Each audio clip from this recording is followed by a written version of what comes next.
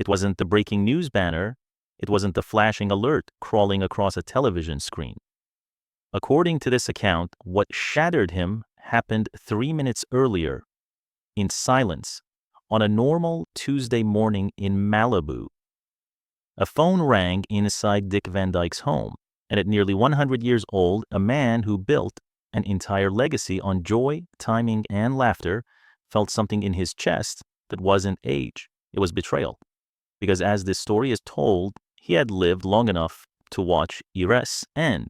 He had watched the golden age fade. He had buried friends.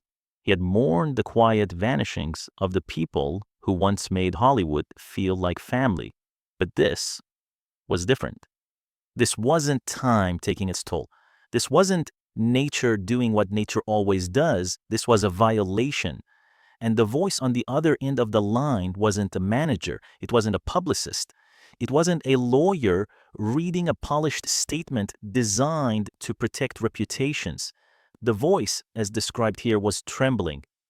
Tom Cruise. And what he allegedly told Dick Van Dyke would send shockwaves through the tightest circles of Hollywood. Not because it was scandalous in the tabloid sense, but because it cracked open something far darker that people, for years, had supposedly been whispering about behind closed doors. You have to understand what the public sees. To the world, Rob Reiner is the lovable filmmaker, the director behind beloved classics, the guy everyone thinks of as warm, sharp, familiar, like a friend you've had your whole life. But to Dick Van Dyke, Rob wasn't Rob Reiner, Hollywood legend. He was simply Carl's boy. In Dick's memory, Rob was the kid who used to run around sets, absorbing everything like oxygen. A kid learning rhythm and comedy the way other kids learn to ride a bike. A kid watching adults create something magical and believing innocently that families, real families, worked like sitcom families. And that's why, in this telling, Dick's silence was deafening. Because Dick wasn't just watching the industry react, he was mourning something personal. To him, Rob wasn't just a director in headlines. Rob was a living bridge to the days when Dick and Carl Reiner were shaping modern television, together, frame by frame, joke by joke, laughter by laughter. So when Dick Van Dyke finally chose to speak, it wasn't going to sound like gossip. It was going to land like a judge's gavel. And the shock in this account wasn't only what happened, it was the realization that the tragedy being discussed wasn't some sudden snap. It was, allegedly, the final brutal chapter of a long escalating nightmare. When Dick sat down, no sparkle, no dance, no trademark grin, people reportedly leaned in the way they do when they sense a truth is about to be said that can't be unsaid. He didn't read a prepared statement. He didn't hide behind legal language. He spoke like a man who had been watching a slow-motion train wreck for years, helpless to stop it, and now forced to look straight into the wreckage. And then came the line that, in this retelling, didn't sound like Hollywood drama at all. It sounded like grief, mixed with something even rarer from a man like Dick Van Dyke. Anger. I held him when he was a baby, he supposedly said, voice cracking not from age, but from the pressure of holding back rage. And in that moment, the story stops being about a famous director and turns into something far more haunting.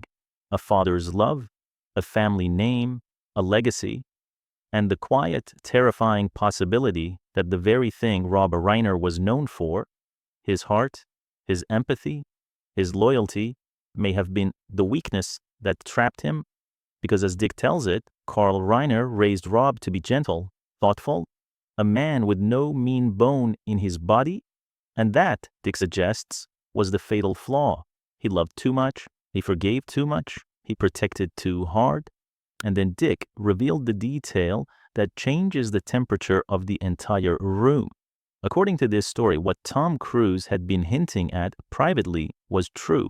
There had been alleged turmoil behind the gates of that Brentwood home, escalating for months, growing louder, uglier, more dangerous, and Rob, allegedly, had been hiding it, not from strangers, from friends, from people who would have helped, because he was trying to protect the very person this story centers as the source of the destruction, his son, Nick, a man who demanded the truth on a screen in his films, but, as this account claims, was living a lie inside his own walls.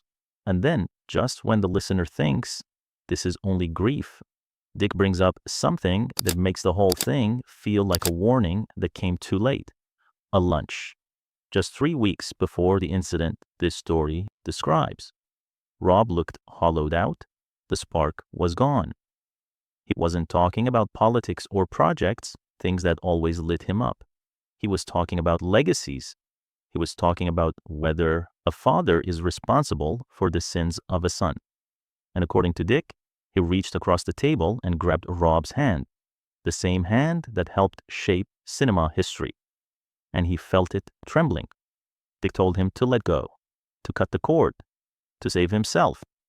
And Rob asked a question that, in this story, hangs in the air like a ghost. How do you stop loving your own blood? That question is where everything breaks. Because if that's the question, then the answer is never clean, never heroic, never cinematic.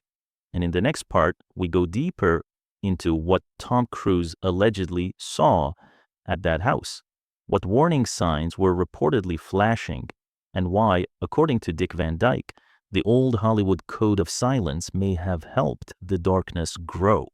The detail that makes this story feel even heavier is that Tom Cruise wasn't some distant celebrity hearing rumors from across town. In this account, Cruise was a man built on loyalty, the kind of loyalty that keeps secrets, protects friends, and never breaks ranks in public. He's known for intensity, yes, but also for discipline, for control. And yet, according to Dick Van Dyke, even Tom Cruise reached a breaking point, because what Cruise allegedly witnessed wasn't a family argument. It wasn't a bad mood. It wasn't a single ugly moment that could be explained away the next day. It was a pattern, a feeling, a chilling atmosphere that followed Nick like a shadow. The story says Cruise had been on set with Nick, and something about Nick's presence felt wrong.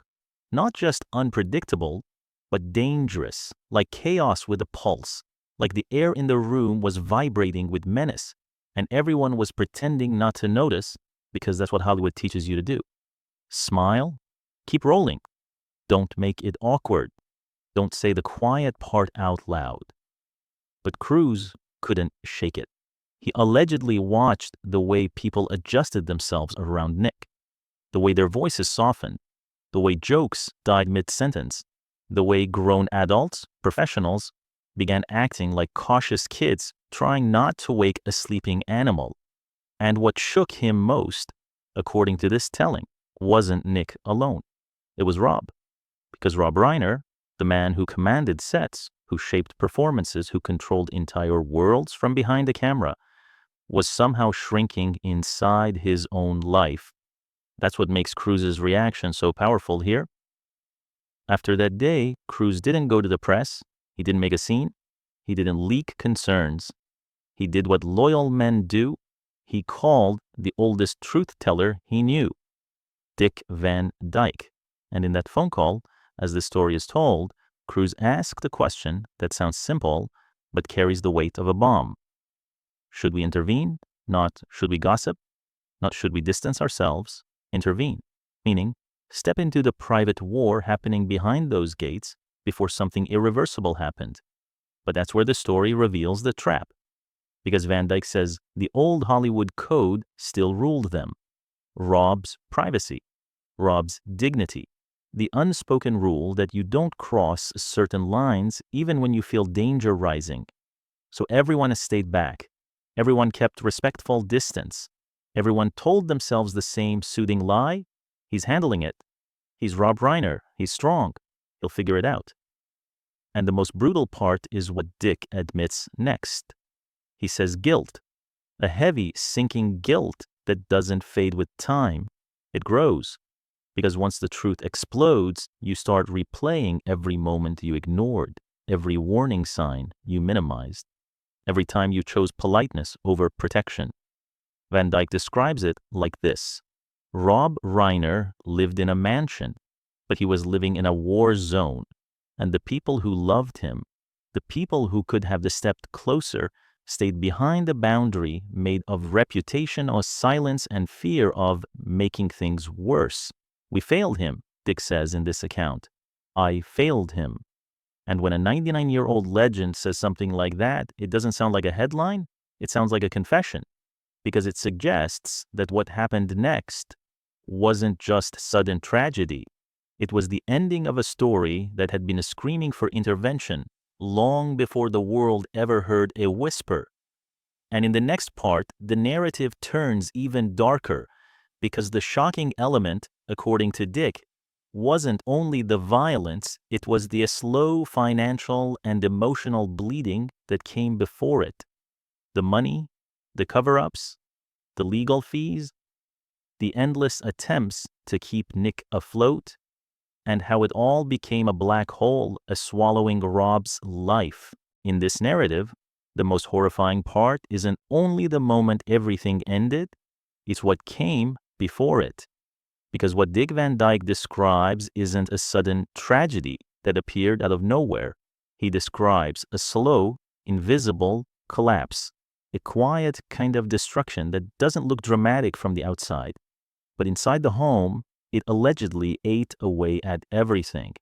He says the shocking element wasn't just the murder itself, it was the bleeding, the slow financial and emotional bleeding that turned Rob Reiner's life into something that felt less like a home and more like a hostage situation that never officially got called what it was.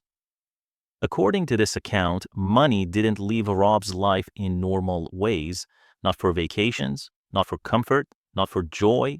It left in panic payments, money to cover up previous incidents, money for legal fees, money for new apartments over and over again, like throwing stacks of cash into a fire, hoping the flames would finally run out of oxygen. But the fire kept breathing, and Dick calls it what he believes it was, a black hole, a force that pulls and pulls and pulls, until even a giant like Rob Reiner starts to look small. Then Dick shifts the tone again, and it gets darker because he points directly at the story people often tell when a family is destroyed from within, the sympathetic story, the one defense attorneys use, the one that paints the abuser as a victim of pain, addiction, mental illness, bad luck, anything except a choice. But Van Dyke, in this narrative, refuses to soften it. He doesn't mince words. He calls the dynamic predatory. He describes a relationship where Nick allegedly learned something terrifyingly effective, that Rob's love could be exploited, that guilt could be weaponized, that a father's fear could be turned into leverage. Because if you're a decent man, you don't want your son to die. You don't want your son to spiral. You don't want your son to become the headline you never recover from. And Dick says something that lands like a punch because it sounds so heartbreakingly human. Rob wasn't afraid of dying. He was afraid of his son dying. Think about that. A man nearing the end of his life, successful beyond what most people can imagine, respected by an entire industry, still living with a terror so constant it outweighed death itself. And that terror, as Dick tells it, kept Rob trapped in a loop. Protect, pay, cover, forgive, try again, protect, pay, cover, forgive, try again. Until the try again became the very thing that let the darkness stay close. And in the middle of that chaos, the narrative introduces the person trying to hold the whole structure together, Michelle. Dick describes her as the anchor, the one trying to keep the ship from sinking while the storm kept growing. And he remembers a call from her on his last birthday. Not a casual call, not a cheerful happy birthday. A call that sounded like someone clinging to the edge of a cliff, still hoping there was a way back. And then comes the detail that makes the ending feel even more cruel. According to Dick, Rob and Michelle had been planning to leave. A full reset, not a new apartment, not another quiet payout, not another, maybe this time will be different, a real escape. They were supposed to leave in January. They were packing. They were preparing to step away from the toxicity of Los Angeles, away from the endless cycle, away from the gravitational pull that kept dragging Rob back into the same nightmare. And then Dick says 4 words that feel like a door slamming shut. They never made it. They were packing, and the clock ran out. And in this telling, that's where the motive becomes colder, because it suggests something far more chilling than a moment of drug-fueled rage. It suggests premeditation born of entitlement, a sense that Rob and Michelle were finally choosing themselves, choosing survival, choosing distance, and that decision was seen not as a boundary, but as a betrayal. And Dick leaves the listener with that terrible implication, that the final act wasn't just violence, it was punishment, a last brutal attempt to keep control. Because once a man like Rob Reiner finally breaks free, the monster loses its power. And according to this narrative, the monster could not allow that. When the news finally broke, Hollywood didn't react the way it usually does. There were no clever captions, no glossy tributes timed for maximum engagement, no perfectly framed statements that sound like they came from a committee. The industry froze, and in the middle of that freeze, one detail cut through everything because it wasn't public at first. It was personal. Dick Van Dyke didn't sleep, not because he was chasing drama, not because he needed attention, but because this wasn't celebrity news to him. This was a family he'd known for decades, tangled into the fabric of his own life. He had just turned 100. One day earlier, it had been candles, smiles, celebration. The world marveling that a man could still carry that much light for that long. And then, the very next day, the light turned to shock, because Rob and Michelle Reiner weren't just names in a headline. They were friends, the kind of friends who leave messages, the kind of friends you expect to call back next week, next month, next year, and suddenly there's nothing to call back. In the days that followed, the reality hardened into something far more brutal than rumor. Prosecutors filed first-degree murder charges against their son, Nick Reiner, and the case moved from heartbreak into the cold machinery of the justice system. It wasn't a movie, it wasn't a script, it was a courtroom calendar. And the sharpest pain in stories like this is always the same. Not the press conference, not the legal wording. It's the ordinary human detail hiding behind it. A wife remembering how many birthday messages Michelle left. A husband remembering he spoke to Rob not long ago, close enough that the voice is still fresh in his mind. That's the kind of closeness that makes tragedy feel unreal, because your brain keeps insisting for a few seconds at a time that it must be a mistake. Then it hits again, and again, and again. For Dick, the grief didn't just land as loss, it landed as an unbearable kind of irony. Carl Reiner created a show that turned family chaos into laughter. He taught America how to survive life's messiness by finding the humor inside it. He built something warm and human, a world where home was a place you could fight, forgive, and still love each other at the end of the episode. And now, the story that carried that legacy forward ended in a way so cruel it didn't feel modern. It felt ancient. It felt like the oldest tragedy in the world. That's why the silence after it wasn't just mourning. It was shock. It was disbelief. It was the unbearable moment when you realize love can't always save people and time can't rewind the last few days, no matter how badly you want it. Even the people closest to the Reiners weren't rushing to turn this into a spectacle. Their surviving family asked for privacy. They spoke with gratitude for the support, but also with the kind of pain that makes every word feel heavy. And in that quiet, one truth becomes impossible to ignore. This wasn't just the death of two people, it was the collapse of a household the world assumed was safe. A reminder that behind gates, behind fame, behind success, a family can still be fighting something the world never sees until it's too late. And that is where the story changes shape. Because from here, it's no longer only about what happened. It's about what people do after something like this happens. Who controls the narrative? Who gets painted as what?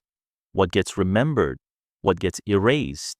And whether the world learns anything at all before another family, somewhere else, repeats the same mistake of thinking love alone is enough. At first, it was just a headline. Two people found inside a home in Brentwood, a legendary name attached to it, and that awful hollow feeling that this story was still loading, like your mind was refusing to let the words become real. But then the next layer arrived, not from a rumor, not from a whisper, from a podium, a press conference, bright lights, microphones, cameras, and the kind of official language that doesn't care about nostalgia or legacy or how many people you've made smile. In that moment, the tragedy stopped being unthinkable.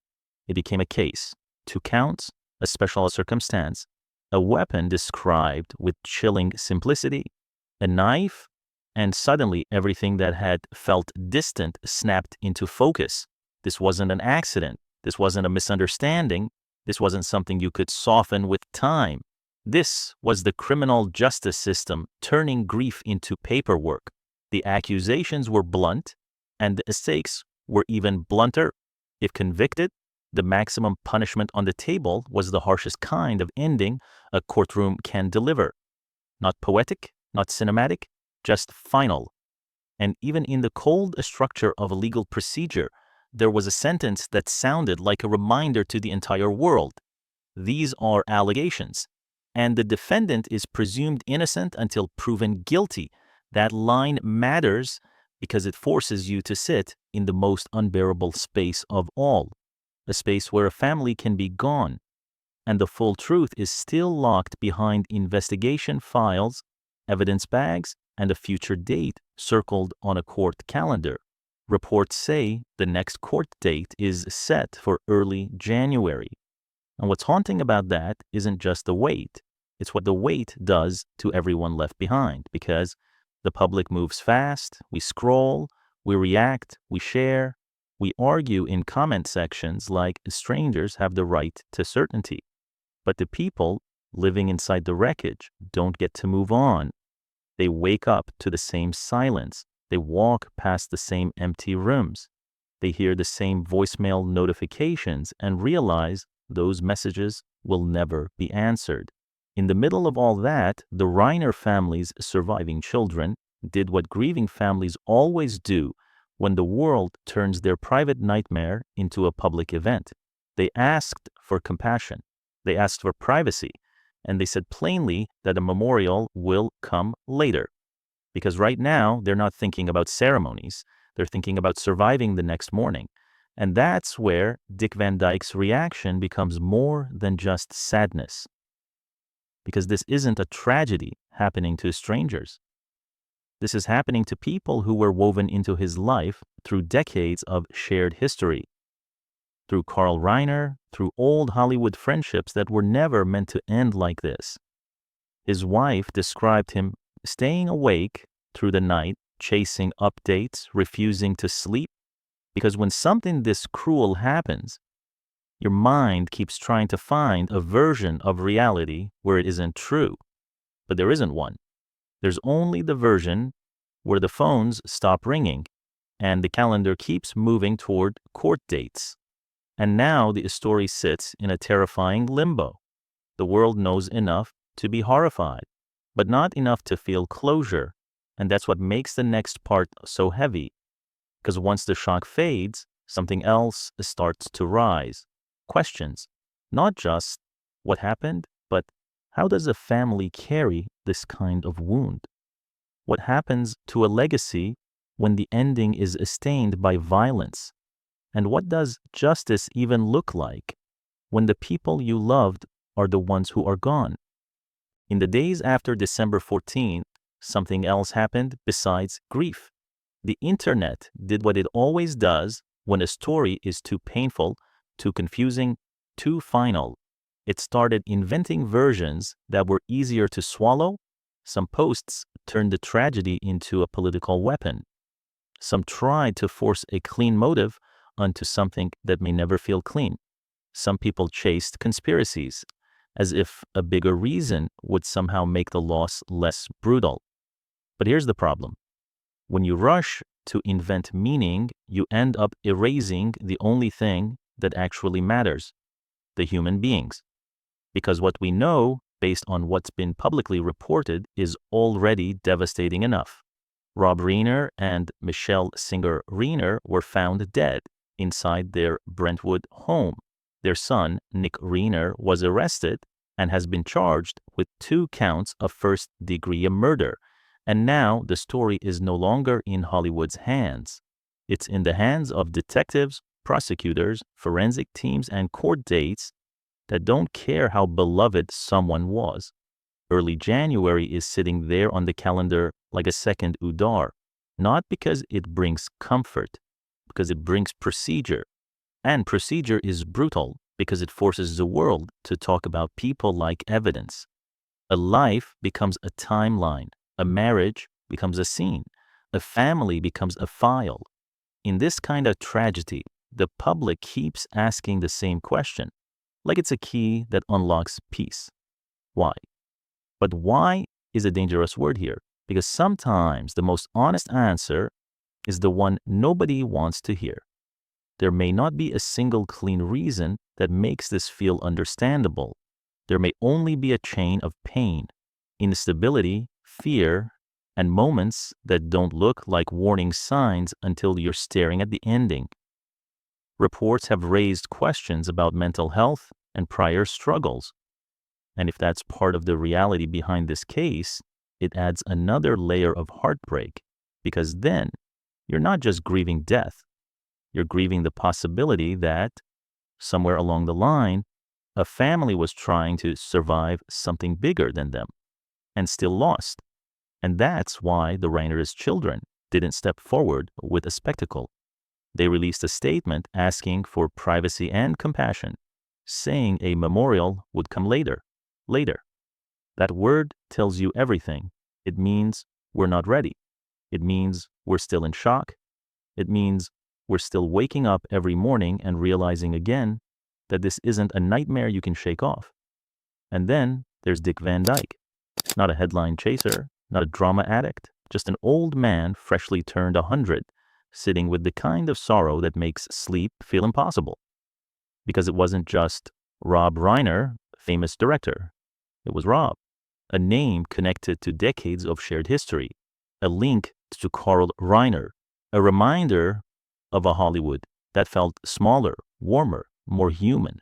And when Dick's wife talked about him staying awake through the night, waiting for information, it didn't feel like celebrity commentary. It felt like what happens when someone you've known for years suddenly becomes a story you can't stop reading because you're begging to find a sentence that says it didn't happen. But there isn't one. Only silence, only messages on a phone that will never be returned, only the terrible realization that legacy doesn't protect you from tragedy. And now the world is left with a choice. We can keep feeding the ugliest corners of this story, turning it into content, rage, conspiracy, and blame, or we can sit with the truth that this is what it is at its core. A family destroyed, 2 lives ended, and a future that will now be decided by a courtroom, not a film set. Because justice, whatever it becomes in this case, cannot do the one thing everyone secretly wants. It cannot rewind time. It cannot unring the phone. It cannot reopen the front door to a house that should still be filled with laughter.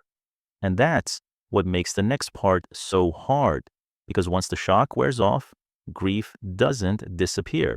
It changes shape. It turns into a question that haunts everyone left behind.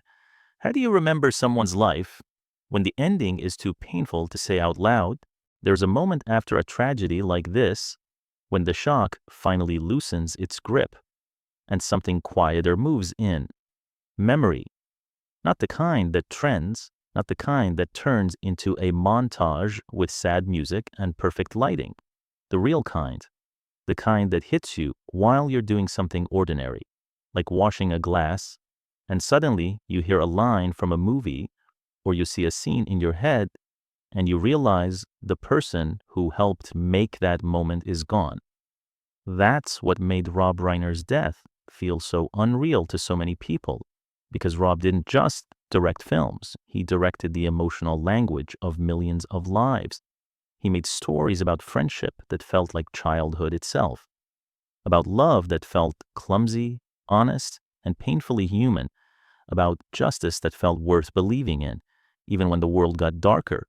And that's why, in the days after December 14th, the tributes weren't only about a filmmaker, they were about the pieces of ourselves we leave inside the films that carried us.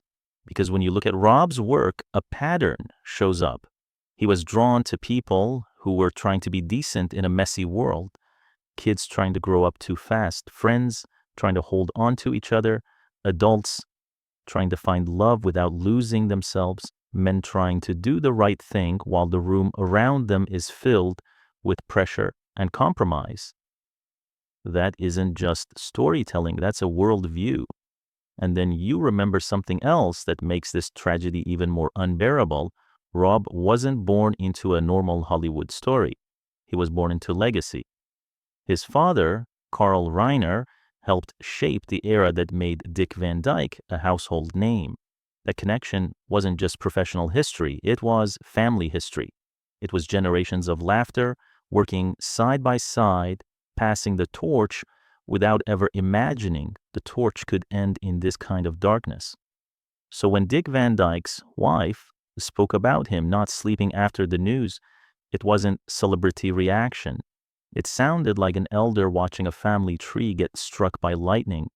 Because if you live long enough, you start to believe you've seen the worst life can do. And then life finds a way to surprise you. And here's the part that makes people uncomfortable, but it matters. Rob Reiner's death is being discussed in the same breath as criminal charges against his son. That reality creates a kind of grief that has no clean shape.